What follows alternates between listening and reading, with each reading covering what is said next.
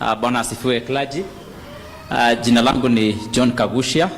Mimi ni mbunge wa Mukurweini constituency pale Nyeri County. Na siku ya leo na furaha sana kuwa hapa katika kanisa lenu. Na tumepata wimbo hapa ya wakina mama. Wametuambia tusiwe waoga. Wakati tulipokuwa tukitafuta serikali, mnajua kwamba serikali ilikuja hapa ikasema itaweka pesa katika mifuko ya watu.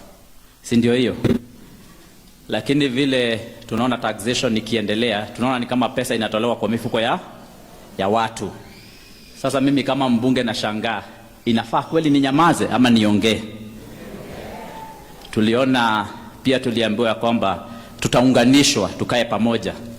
Serikali ilipoingia tunaona imeanza kututenganisha hapa Mount Kenya. Lakini ikienda kule kwingine nawaambia sasa wafanye nini? Waungane.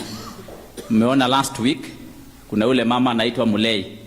Ameenda kule ministry akasema ile SHA haiko sawa sawa. Tumeona akifanywa nini? Ameshikwa. Serikali gani inafanya vile? Sasa mimi kama mbunge nafaa kunyamaza? Tumeona pia serikali ilisema ya kwamba haitaua watu tena na kuwatupa katika mto Yala. Lakini tumeona sasa watoto wetu wanachukuliwa, wanauliwa kwa kuwa na msimamo tofauti na serikali. Kweli sisi kama wabunge tunafaa kunyamaza kweli?